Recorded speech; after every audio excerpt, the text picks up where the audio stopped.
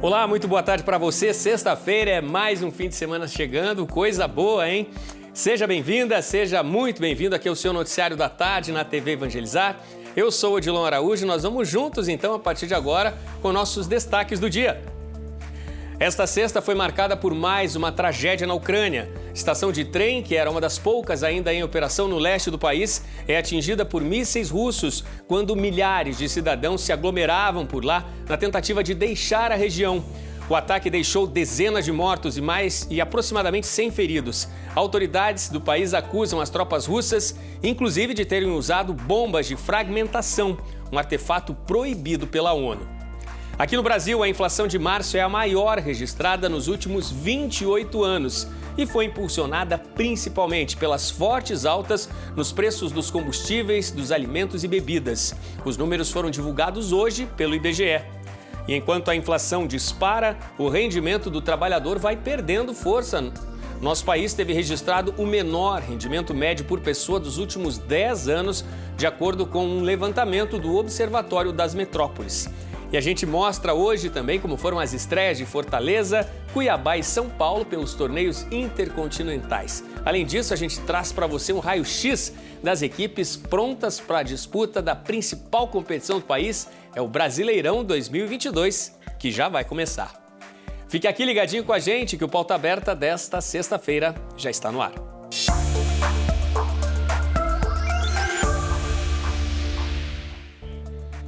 Este 44º dia da guerra, da invasão russa na Ucrânia, foi marcado por mais uma tragédia.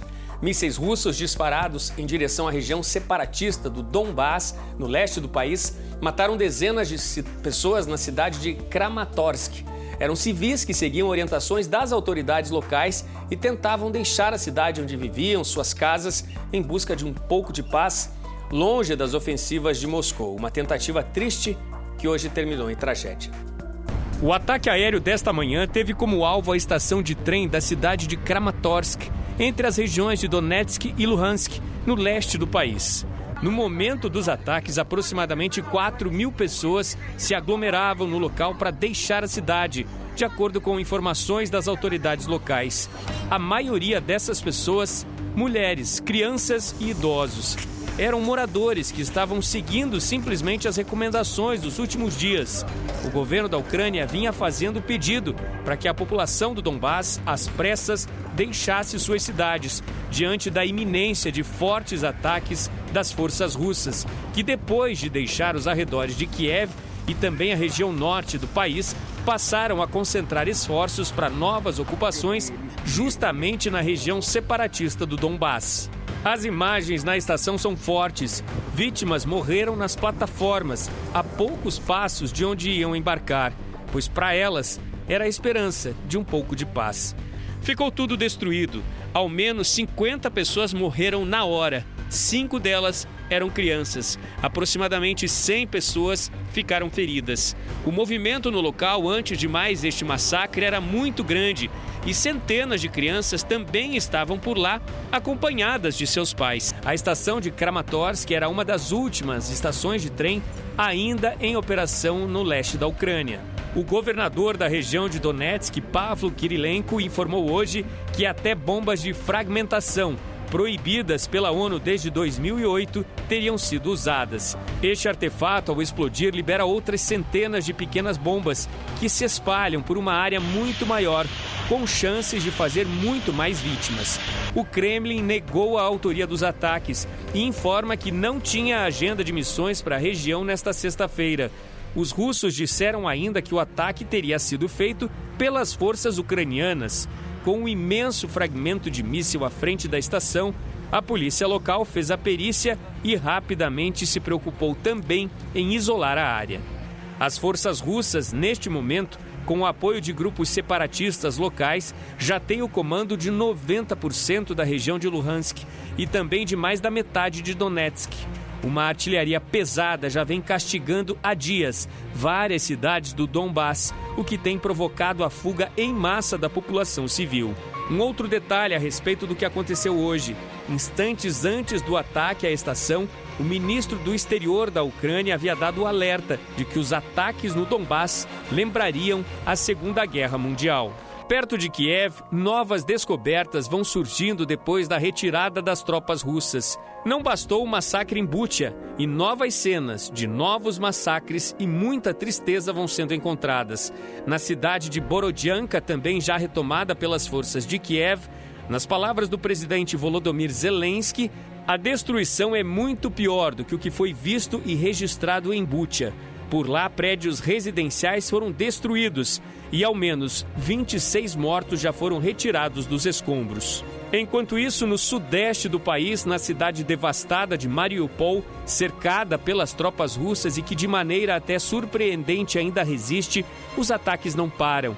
Também de acordo com informações das autoridades ucranianas, além de terem atingido mais de 90% dos prédios, os ataques de Moscou teriam comprometido ao menos 40% de toda a infraestrutura que havia na cidade.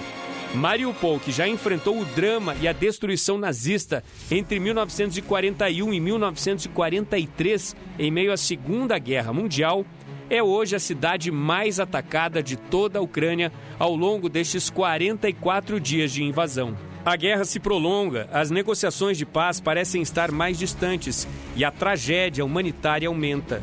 Dos escritórios do Kremlin, pela primeira vez, o porta-voz Dmitry Peskov admitiu que as baixas do exército russo foram significativas nesta ocupação da Ucrânia. Informações do Ministério da Defesa russo apontam que foram mais de 1.300 mortes. Já o governo da Ucrânia informa que o número é muito maior, que ao menos 7.000 corpos de soldados russos que caíram em batalha foram deixados para trás. Em Nova York, depois da votação de ontem que enfraqueceu a Rússia ao retirar o país do Conselho de Segurança da ONU, hoje vieram mais sinais de um apoio irrestrito à Ucrânia e à sua soberania.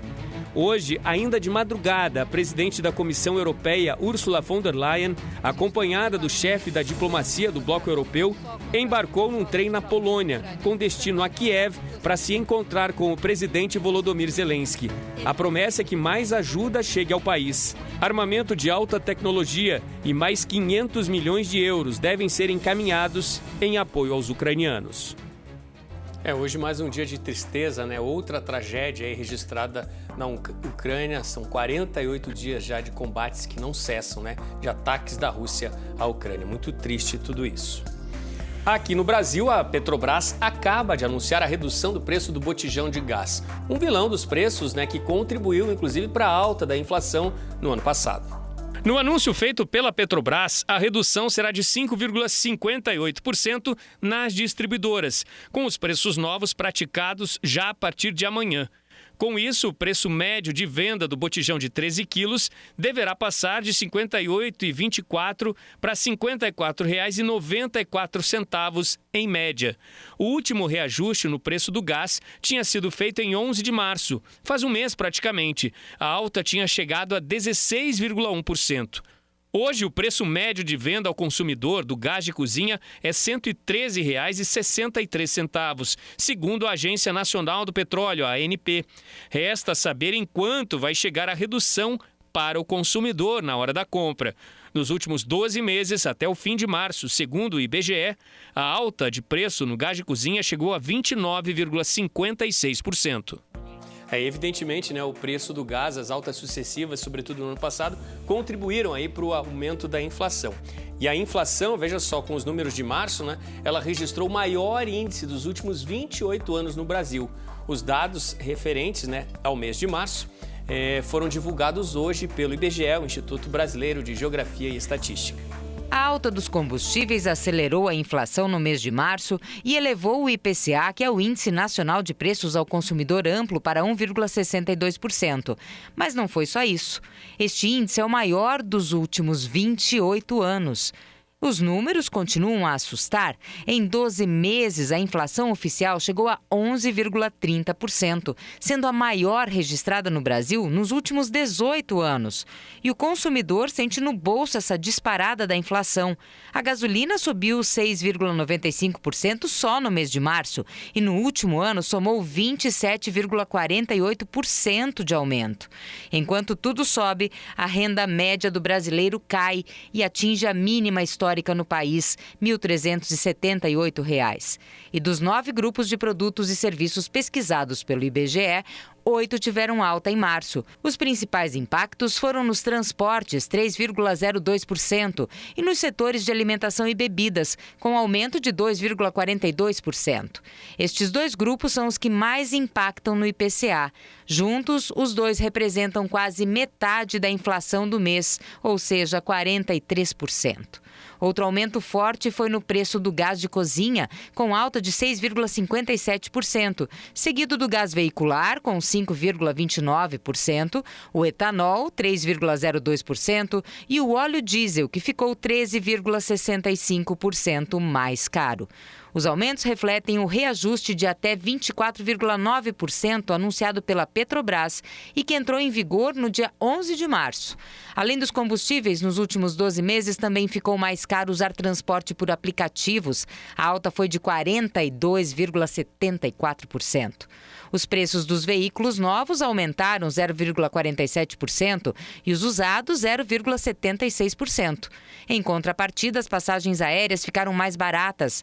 A redução foi de menos 7,33%.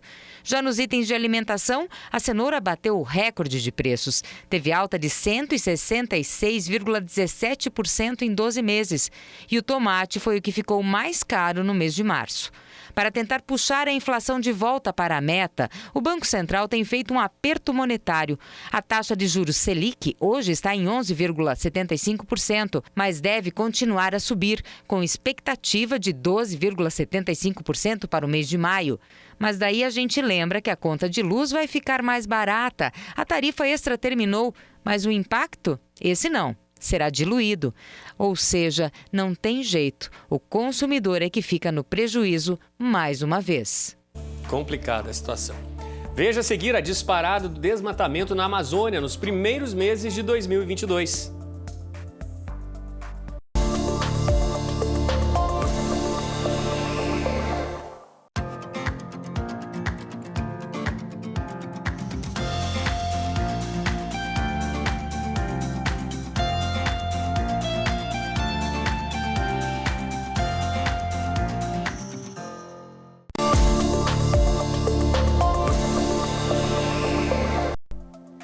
Pauta Aberta está de volta para esse segundo bloco. Estamos ao vivo para todo o país, são 4h35 da tarde agora. E a Amazônia Legal registrou o recorde de alertas de desmatamento no primeiro trimestre deste ano. Os dados foram divulgados hoje pelo INPE, o Instituto Nacional de Pesquisas Espaciais. O índice de desmatamento na Amazônia foi o maior registrado na história do Brasil desde 2016. Só nos primeiros 3 meses deste ano, o total de área desmatada foi de 941,34 quilômetros quadrados. No mesmo período de 2021, foram registrados mais de 573 quilômetros quadrados desmatados. Os dados do primeiro trimestre deste ano aumentaram 64,19%. Em janeiro de 2022, a região amazônica contabilizou os piores índices para o mês na história do monitoramento. Foram 430,44 quilômetros quadrados, o que representa 419,3% a mais de área desmatada. Este ano, o estado da Amazônia Legal, que registrou o maior desmatamento, foi o Mato Grosso, com 32,56 quilômetros quadrados. Em seguida estão os estados do Amazonas, Rondônia e Pará. Os dados analisados são alertas de desmatamento com solo exposto, desmatamento com vegetação e mineração na região da Amazônia Legal. As informações foram extraídas da plataforma Terra Brasilis, que reúne alertas e monitora o desmatamento na região da Amazônia desde 2015. E uma confusão marcou essa semana, numa Câmara Municipal de Vereadores no interior da Bahia. Olha só. Uma cena vergonhosa.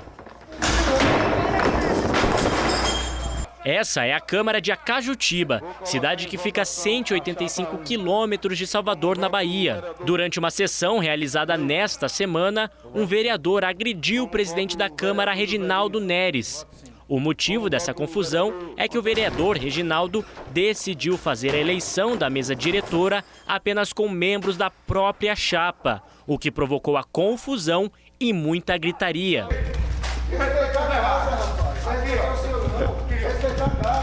Outros vereadores também não gostaram da decisão. Um deles, José Edson Dias, foi até o plenário, rasgou os documentos e acabou desferindo tapas contra o presidente, que revidou com um empurrão.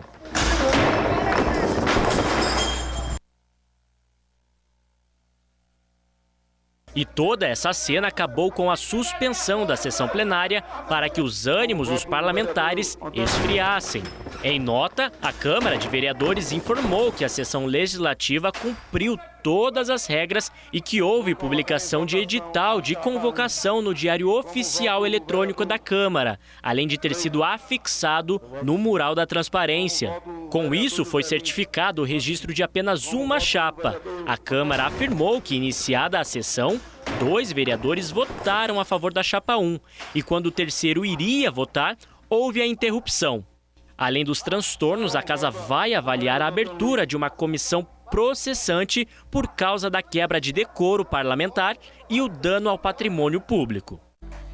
Foi um show, né? A quebra de decoro aí ganhou todo o destaque na sessão da Câmara nesta semana, sem dúvida nenhuma. E começou hoje a consulta ao saque extraordinário do FGTS. Os trabalhadores vão poder sacar até R$1.000 entre abril e junho deste ano. O trabalhador vai poder sacar até R$1.000 do FGTS entre os dias 20 de abril e 15 de junho. É possível verificar se você tem direito a fazer esse saque extraordinário pelo site fgts.caixa.gov.br. De acordo com a Caixa Econômica, com a nova versão do aplicativo, o trabalhador pode informar se quer ou não realizar o resgate. Mas não se preocupe.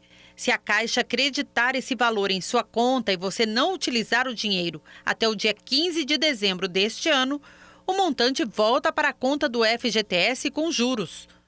O saque extraordinário vale para contas ativas e inativas, mas a Caixa Econômica avisa que não vão estar disponíveis para saque os valores que estiverem bloqueados na conta do FGTS, como garantia de operações de crédito, que é o caso da antecipação do saque aniversário. Quem não quiser fazer o saque extraordinário do FGTS deve acessar o aplicativo FGTS ou ir até uma das agências do banco para informar que não quer receber o crédito. É importante lembrar que o saque extraordinário entra na conta Poupança Social Digital automaticamente. E para consultar o saldo do FGTS, o trabalhador tem 3 opções: SMS, correspondência ou pelo aplicativo para smartphone. A Caixa envia uma carta com as informações a cada 2 meses para o endereço residencial cadastrado do trabalhador. Para receber o SMS, é necessário aderir ao serviço via aplicativo ou pelo 0800 726 0101. Depois da consulta, o usuário pode solicitar o valor a ser transferido para a conta, tanto da Caixa como de qualquer outro banco. É bom lembrar que, no caso de quem foi demitido sem justa causa, o valor fica disponível na conta informada em até 5 dias úteis. Mais um respiro aí para os brasileiros, né, com a liberação desse recurso tão importante. Nosso assunto agora é a peregrinação Caminhos de São Paulo, Turquia e Grécia, julho de 2022. Um momento mais do que especial, né, gente? Venha junto com a TV Evangelizar e a Peregrina Brasil, com o padre Evandro Landre e a Missão Guadalupe, conhecer os locais onde o grande apóstolo São Paulo percorreu, evangelizando na Turquia e na Grécia. Vão ser 16 dias de espiritualidade, com imersão na Bíblia e na cultura destes 2 países. Você vai conhecer Atenas, Hidra, Poros, Égina, Santorini, Corinto, Esmirna, Éfeso, a Capadócia, terra de São Jorge, e também vai poder fazer um incrível passeio de balão. Você vai conhecer também a cidade de Tarso, o local onde Paulo nasceu, e Istambul, a antiga Constantinopla. Peregrinar faz entender melhor as Sagradas Escrituras. Peregrinar também é evangelizar, e evangelizar é preciso. Peregrina Brasil e TV Evangelizar. Nosso assunto agora é o futebol. Ontem o Fortaleza estreou com casa cheia na Libertadores. Cuiabá e São Paulo tiveram desafios difíceis pela Sul-Americana. Veja os gols. Ontem, o Fortaleza recebeu no Estádio Castelão o Colo-Colo do Chile pela primeira rodada da fase de grupos da Libertadores e perdeu por 2-1. O Colo-Colo abriu o placar com Lucero aos 38 minutos do primeiro tempo. E no início do segundo tempo, Solari ampliou. Renato Kaiser marcou o gol do Leão do Pici, mas a partida terminou com a vitória dos visitantes. Mas se na Libertadores o Fortaleza acabou derrotado, pela Sul-Americana os times brasileiros fizeram bonito. O Cuiabá fez a sua estreia em competições internacionais. Recebeu o Melgar e ganhou por 2-0. Elton, o artilheiro da noite, marcou os 2 tentos do time da casa. Quem também entrou em campo ontem pela Sul-Americana foi o São Paulo. O tricolor paulista foi até Lima, no Peru. Sofreu, mas venceu o Ayacucho por 3-2. No início da partida, o São Paulo abriu o placar com Arboleda. Apesar de sair na frente, a equipe paulista levou o empate na sequência, com Barrios. Depois do gol, os donos da casa foram para o ataque e viraram com Teixeira. Mas a reação do Ayacucho durou pouco, já que aos 23 minutos o tricolor paulista empatou com o Miranda. O gol da vitória dos paulistas veio no final da partida, com Luciano após cobrança de pênalti. Grandes resultados, né, de São Paulo e Cuiabá pela Sul-Americana. Fortaleza, apesar da derrota em casa e com casa cheia, certamente vai se recuperar. E começa amanhã o mais esperado torneio de futebol do país, é o Brasileirão 2022, que promete fortes emoções ao torcedor. E o primeiro duelo será um clássico histórico entre o futebol brasileiro. Fluminense e Santos abrem a competição no estádio do Maracanã. E você de casa já tem o seu favorito aí no Brasileirão? Vai começar o Campeonato Brasileiro de 2022. O campeonato, que é um dos mais disputados no mundo, promete ser muito equilibrado. No topo da tabela, Atlético Mineiro, o atual campeão, o Flamengo, campeão em 2019 e 20, e o Palmeiras, atual bicampeão da Libertadores, prometem lutar palmo a palmo pelo título da temporada. Correndo por fora e brigando por vaga nas competições internacionais, se destacam Corinthians, Bragantino, São Paulo, Atlético Paranaense, Internacional, Santos e Fluminense. Já no fundo do pelotão, Coritiba, Goiás e Avaí lutam para ter uma boa temporada e permanecer na Série A em 2023. Mas se a briga na tabela promete, a disputa para ver quem será o craque da competição e o artilheiro também será grande. Jogadores como Rafael Veiga, Dudu, Nátio Fernandes, Hulk, Bruno Henrique e Gabriel, o Gabigol, são alguns dos nomes que prometem lutar pelo troféu de melhor jogador da competição. Na disputa pela artilharia, vale a pena ficar de olho em Caleri do São Paulo e Pedro do Flamengo. A primeira rodada do Brasileirão começa amanhã, com Fluminense e Santos, às 6h30 da tarde. Atlético Goianiense e Flamengo, às 7 horas da noite, e Palmeiras e Ceará, às 9 horas. No domingo, Coritiba e Goiás jogam às 11 horas da manhã. Botafogo e Corinthians, Atlético Mineiro e Internacional entram em campo às 4 horas da tarde. Às 6 horas tem Fortaleza e Cuiabá, e Avaí e América Mineiro. Às 19 horas, fechando o dia de futebol, o São Paulo recebe no Morumbi o Atlético Paranaense. Na segunda-feira, às 8 horas da noite, Bragantino e Juventude fecham a rodada. Vai ter muito jogão no calendário agora, né? Prato cheio para aqueles apaixonados pelo futebol. E nessa expectativa, pelo comecinho do Brasileirão, a gente se despede. A você de casa, muito obrigado pela companhia. Fim de semana chegou, vamos descansar um pouquinho, né? Um excelente fim de semana para você. A gente volta a se encontrar segunda-feira. Tchau, tchau.